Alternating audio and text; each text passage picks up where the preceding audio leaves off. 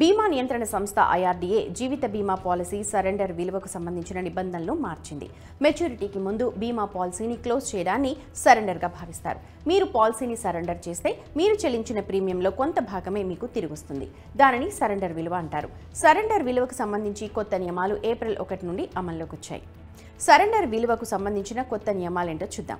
నిబంధనల మార్పు ప్రభావం ఎలా ఉంటుంది, బీమా పాలసీని సరెండర్ చేసేటప్పుడు ఏ విషయాలు గుర్తుపెట్టుకోవాలో క్లియర్గా అర్థం చేసుకుందాం.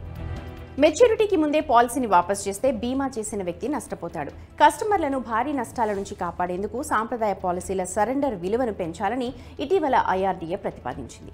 ఇప్పుడు ముందుగా సరెండర్ విలువకు సంబంధించిన నియమాలేంటో చూద్దాం. ఇప్పటి వరకు జీవిత బీమా కంపెనీలు పాలసీని సరెండర్ చేయడానికి 2 ఆప్షన్స్ ఇస్తున్నాయి. మొదటిది గ్యారంటీడ్ సరెండర్ వాల్యూ. ఇందులో మీరు పాలసీ తీసుకున్న 3 ఏళ్లు పూర్తయ్యాక పాలసీని సరెండర్ చేయొచ్చు. 3 ఏళ్ల లోపు పాలసీని సరెండర్ చేస్తే డబ్బు తిరిగి రాదు. ఇక రెండవ ఆప్షన్, పాలసీదారు ప్రత్యేక సరెండర్ విలువను పొందుతారు. ఈ విలువను ప్రాథమిక హామీ మొత్తం బోనస్, సరెండర్ విలువ ఆధారంగా నిర్ణయిస్తారు. ప్రీమియం 3 ఏళ్ల పాటు చెల్లించినట్లయితే డిపాజిట్ చేసిన మొత్తంలో 30% వరకు అందుబాటులో ఉంటుంది. 4 నుండి 7 సంవత్సరాల మధ్య పాలసీని సరెండర్ చేస్తే అప్పటి వరకు ఉన్న మొత్తంలో 50% అందుబాటులో ఉంటుంది. ఇన్సూరెన్స్ కంపెనీలకు సరెండర్ విలువకు సంబంధించి వేర్వేరు నియమాలు ఉన్నాయి. ఐఆర్డీఏ ఇప్పుడు సరెండర్ విలువకు సంబంధించి నిబంధనలను నిర్ణయించింది. ఇప్పుడు మీరు పాలసీని సరెండర్ చేస్తే మీకు హామీతో కూడిన రాబడి వస్తుంది. కానీ ఇది బీమా చేసిన వారికి పెద్దగా ప్రయోజనం చేకూర్చదు.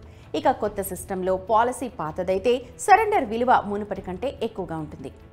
కొత్త నిబంధనల ప్రకారం పాలసీని 2వ సంవత్సరంలో సరెండర్ చేస్తే మొత్తం ప్రీమియంలో 30% రీఫండ్ చేస్తారు. అయితే మీరు మొదటి 2 ప్రీమియంలు చెల్లించినప్పుడే సరెండర్ విలువ ప్రయోజనం అందుకోగలరు.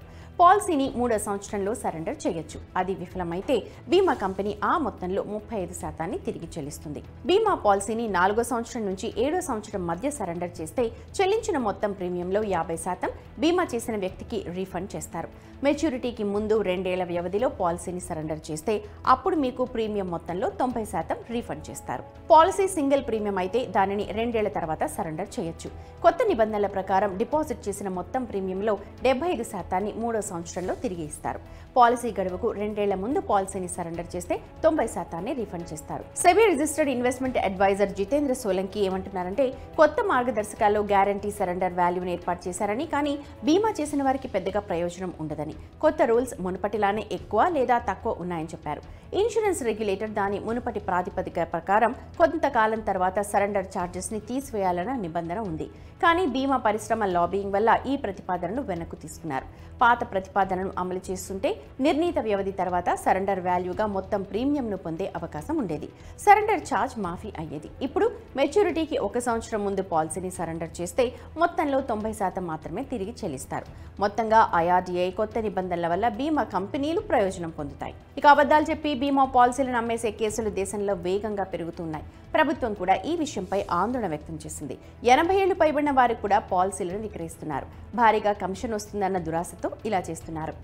ఐఆర్డీఏ సరెండర్ ఛార్జీలను తగ్గించి ఉంటే బీమా కంపెనీలు ఏజెంట్ కమిషన్ను తగ్గించాల్సి వచ్చేది.